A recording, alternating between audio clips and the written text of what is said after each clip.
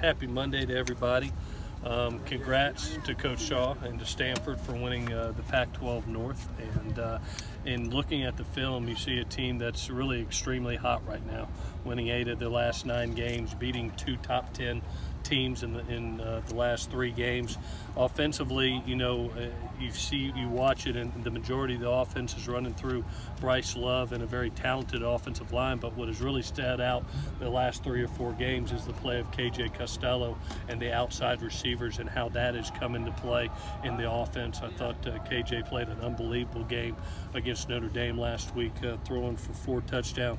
And when you have that two-headed monster of that balance of both run and pass, hard to defend.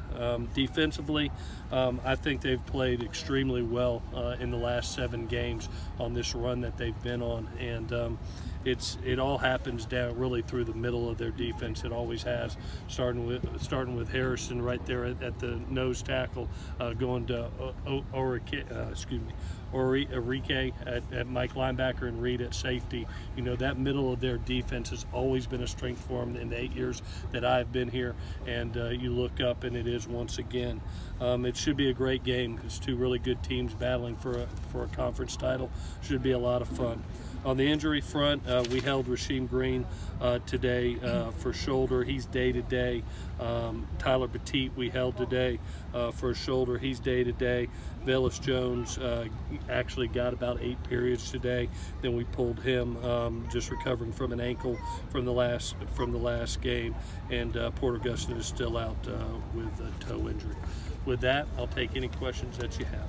Coach, talking to a lot of these guys, it feels like the off week was much needed.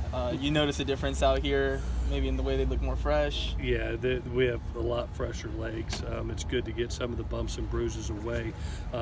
Really good energy and good juice, as you can see out here. Competitiveness, to be able to step away from the game for them for 3 or 4 days, I think was very advantageous to them, and good for some ball coaches too, to be with our families on Thanksgiving. That doesn't happen very often, and to be able to see my mom and dad and be with my kids, it has not happened in my 23 years, but enjoyed it. Hard to beat any team twice in a season, but this well-coached Stanford team, is it going to be an even greater challenge? No question. Anytime you go up against a David Shaw team, you're in for a physical battle, and they've been a team that's gotten continuously better throughout the season. I was so impressed with the way they played Washington and Notre Dame, two teams that we have a lot of respect for, and the way they played in both those games was ultra impressive.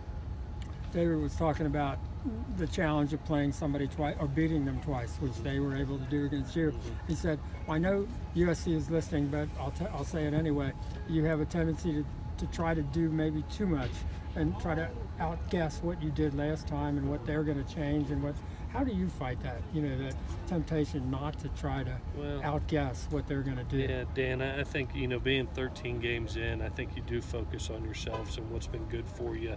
You're not going to reinvent the wheel going into week 13, especially in a conference title game.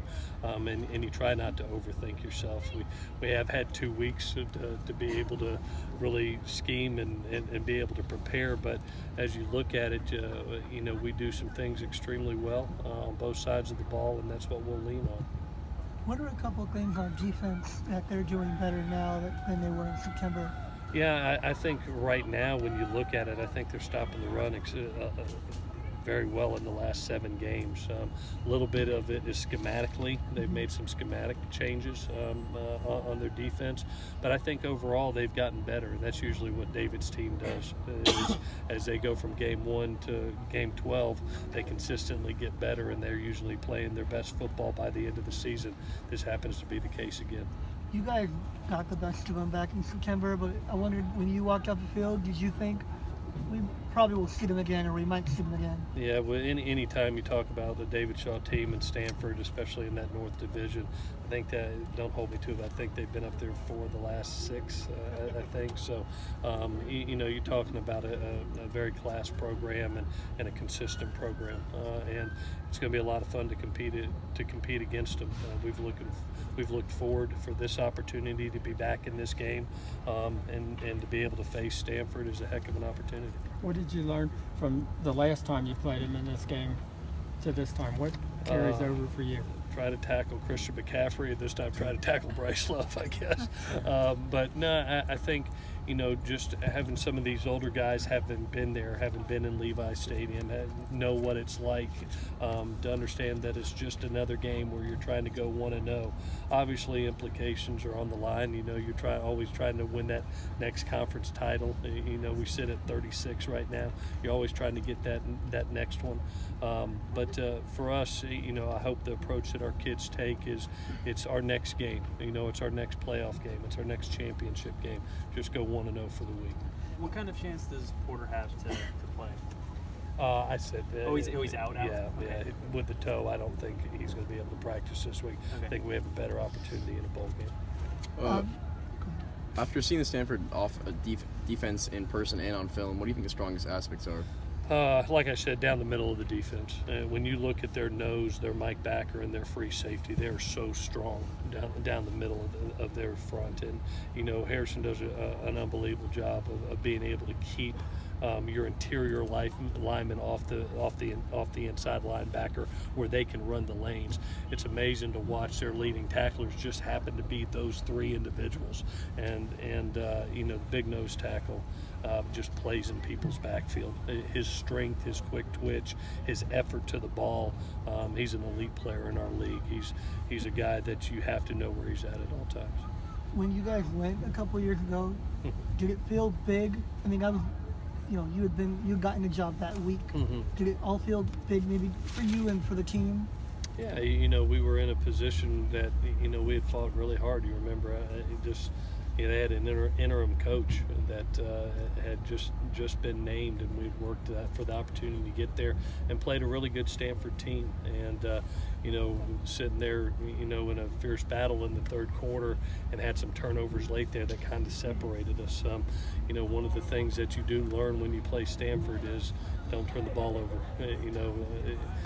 We'll talk about it later in the week on usually our Wednesday practice, but they're plus 14 right now in turnover margin. They lead our league, and they're one of those teams that you're not going to get very many opportunities.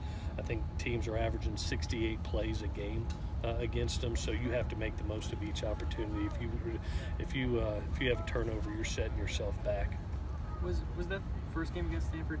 Was that the best game you guys played this year, do you think?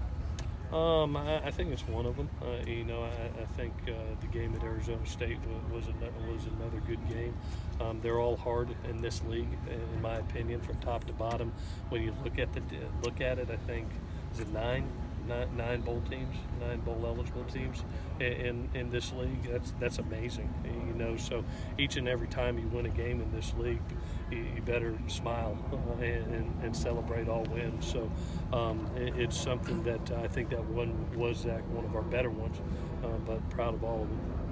Is there any part of you that wanted to get one back on Wazoo and is disappointed you're not facing them? I'm just happy to be in San Francisco, to be honest with you, on Friday night.